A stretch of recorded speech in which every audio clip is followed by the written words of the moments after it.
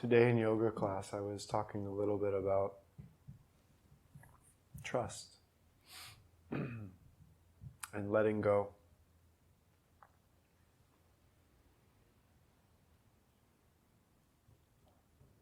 And you know, that's a phrase that gets sort of used a lot in spiritual groups and circles, the notion of letting go. But there's a complication around the idea of letting go, because what happens for most individuals is that they seek to let go of what is bothering them, what is troubling them, what is hurting them, what is confusing them. But in truth, a person can't let go of something in that way. And I'll tell you why. And as soon as I say it, you're going to know it to be true. I say you can't, not because it's not a possibility in you. I say you can't because anything you've ever tried to let go of, you couldn't let go of, right? Hence its return again and again and again. And what usually happens in us is that we want to sharpen or hone our letting go skills so that we can get better at letting go of that thing that we want to let go of. But you find that what we end up doing is that we just have more sophisticated means of tricking ourselves into thinking we let go of something, only for it to return a week later, a day later, a month later, a year later. Because there's only really one method for letting something go, and that is by fully and completely understanding it. And it's impossible to understand something if you're trying to get rid of it, if you're trying to push it away from you, right?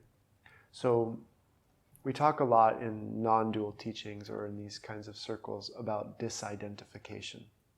And one of the ways that we speak about disidentification is our ability to discriminate between who we are and what we're experiencing, right? And when we're able to have that discrimination, we're able to see that if I'm having a thought in my head, that because I can perceive that thought, I'm not the thought, right? Pretty simple, very basic actually. It can have very deep connotations about it, but it's very simple to simply observe a thought you're having in your head and recognize that there's a difference between the thought that's being thought and the awareness or consciousness which is perceiving it, right? It's a pretty easy discrimination to make.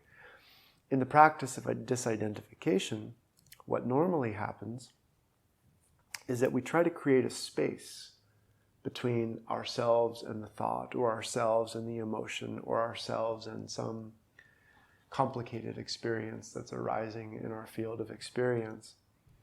And from what I've observed, mostly we're frustrated by not being able to do the thing that spiritual teachings tell us we should do, let it go, right? And the reason we can't accomplish that is because without even understanding what that thing is, we don't really even know what it is that we're trying to get rid of or what we're trying to let go of, right? We may think of it as our depression or our sadness or our confusion or our fear or our self-doubt, whatever it may be. But the truth is that that thing that we're trying to let go of isn't what it seems to be. And so as long as we're trying to let it go, as long as we're trying to get rid of it, we're not able to comprehend the enormous gift that that very thing has to offer us, right? And until that gift is understood, until we can see what that thing we call fear or that thing we call self-doubt or that thing we call our anger, what it actually is, there's no possibility of being free of it, right? So we have to understand that disidentification or letting go is not a technique of eliminating things from our experience. Because if we have this attitude of eliminating things from our experience, what will happen is that very eliminating attitude is still stuck to us, right? So you might eliminate things temporarily, but you still have the attitude of eliminating about you. And guess what that attitude of eliminating will draw to you? All the things you want to eliminate, right? Because as long as you have the attitude or energy of elimination within you, then the things that you need to eliminate will be drawn toward it so that you can eliminate them. And so we'll find ourselves in this endless cycle of things we want to eliminate and an eliminating attitude toward them, which mostly just goes in circles. This all arises because of a loss of trust. And when I say trust, ordinarily when we talk about trust in this setting, it's very difficult to comprehend because we think of trust as something that happens between two things, right? Like I trust you, you trust me, or I trust my wife, or my wife trusts me, or I trust God and God trusts me, or all the various variations on trust. But what we don't normally familiarize ourselves with, just because we're not aware of it, is a state of basic trust, right? Where our trust isn't necessarily being aimed at any one person or any one thing. It's not as though our trust develops because we take a teaching and we trust in it. Because what will happen is that whatever we try to place our trust in, whether it's a person or a teaching or God, that thing will change form. And it'll show that what seemed trustworthy a moment ago is no longer trustworthy now, right? You might have great trust in your friend or your partner, and then tomorrow they do something that hurts you or deceives you, right? Or you might come to a great trust or faith in God, and then you find out maybe God doesn't even really exist. And so, right? Or you trust in yourself, and then you find out you were totally off. You missed the mark completely. So what you thought was so trustworthy, you weren't so trustworthy about. And so we're left often with this unfulfilled pointer toward trust. There's something deep in our being that knows trust is essential, and yet we can't find anything that seems appropriate to trust completely, right? And that's for good reason. For very good reason. Because when we trust in a conditional way, such as I trust you to treat me a certain way, or I trust you to fulfill certain expectations I have of you, certainly those conditions are going to be rearranged. And if a condition is rearranged and your trust falls apart, then your trust wasn't as big and as complete as it could be, right? So take that same outer circumstance of trying to trust in a person or God or a teaching or a philosophy, and now apply it to your inner state in the same way as we were just talking. The way in which we try to trust certain states of our being or certain experiences within us, and the way we try to rely on those. And all of this becomes relevant. In recent weeks I've been talking about we're a lot like Swiss cheese, right? A couple of times I've mentioned we're a lot like Swiss cheese. We're full of holes. Or maybe we're more like a wiffle ball, right? We've got a lot of holes in us, but on the inside also empty, spacious. And what we normally are doing is we're trying to plug our holes. We're trying to put something in the hole so that it doesn't seem, the absence that's there in that hole doesn't seem so big, so it doesn't seem so intimidating or so hard or so difficult. And normally we trust a great deal in this process of plugging our holes. You know, it's like if someone tells you, hey, you're pretty awesome, you're going to trust that person, right? If someone tells you you're an idiot, you're not going to trust that person. Why not? Well, one plugs your holes successfully and one reveals your holes successfully. And so we tend to seek friends and companions and teachings and whatever else, a God that plugs our holes. And we can see, though, that over time that the more we get our holes plugged, the more we have someone or something that is going to make us temporarily feel better about ourselves or our experience, that it's always a fleeting experience. And that at some point, whatever we've lodged into that hole comes popping out, only to reveal that hole again, right? The hole here is much like what I was speaking about earlier of the things we're trying to get rid of. We're trying to get rid of our holes, right? Every fear, doubt, insecurity, confusion, sense of lack, every single one of those in us is the existence of some kind of hole, right? It's that when we touch it, it feels scary or intimidating or painful. Often it's connected to a sense of inadequacy in us, of some kind of inadequacy. I'm not strong enough, I'm not big enough, I'm not smart enough, I'm not intelligent enough, I'm not successful enough, I'm not capable enough, I'm not peaceful enough, whatever. And those are painful things to look at, those painful experiences. And the importance of working with them, the importance of seeing these holes, is ultimately, I hesitate to say this because as soon as I say it, it's going to be a hopeful message that's going to be another hole plugger. The importance of seeing these holes is to recognize that they don't exist. The importance of understanding the things that we're trying to get rid of is so that we can see that they actually don't exist. The fear we're busy running from only exists because we're running from it.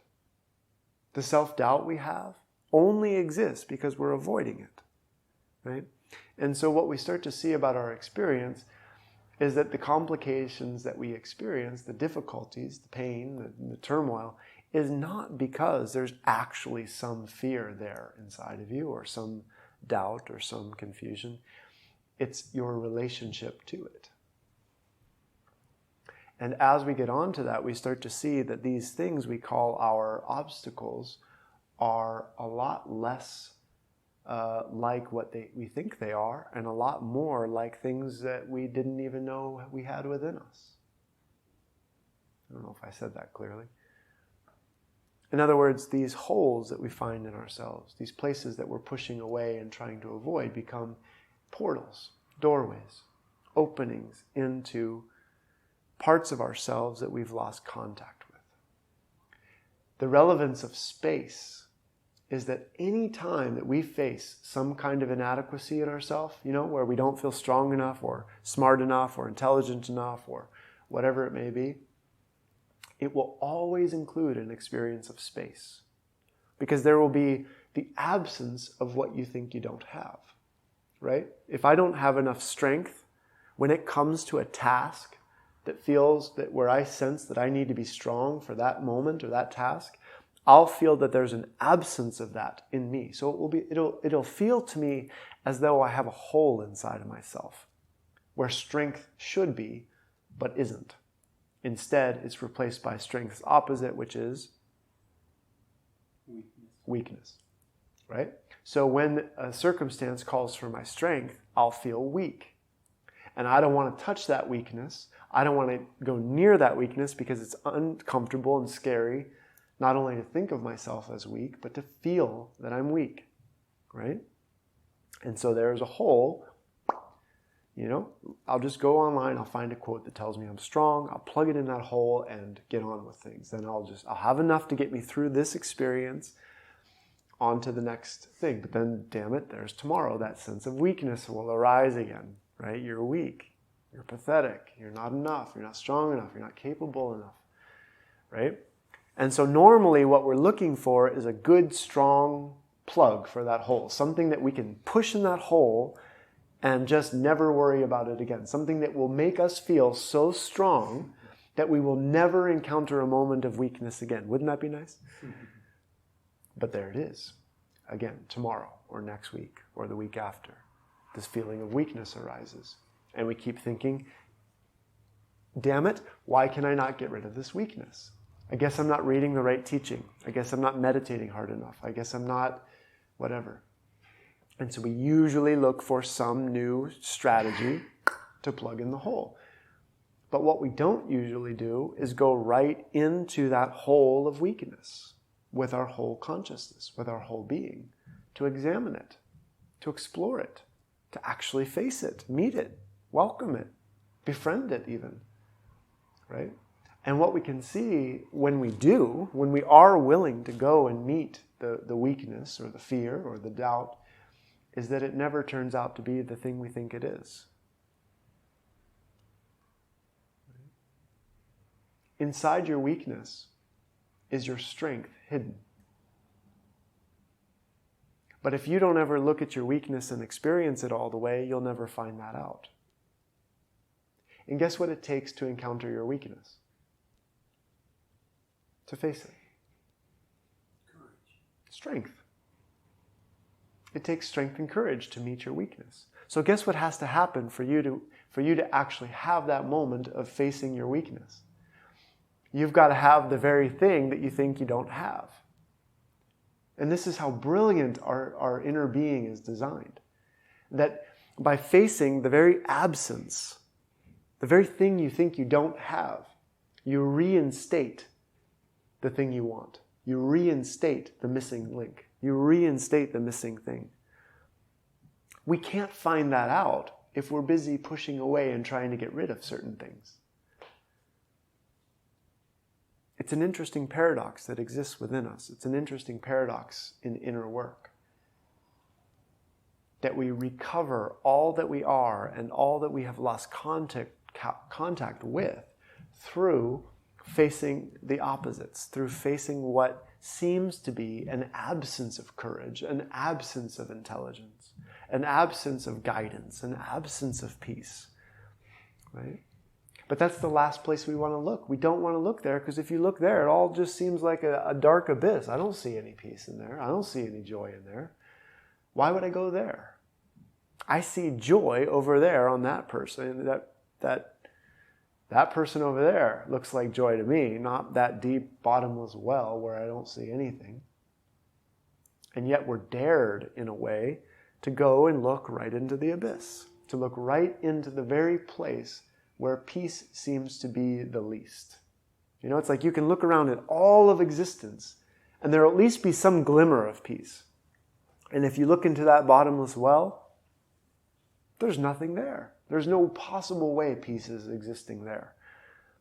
And so it takes a somewhat crazy soul, somewhat courageous and crazy soul to go about looking in all the holes, to go about exploring every dark cave, every bottomless pit, to bring about, to reinstate all that we are truly intended to be. And of course, along the way, we will face innumerable complications, innumerable ways of misunderstanding our experience.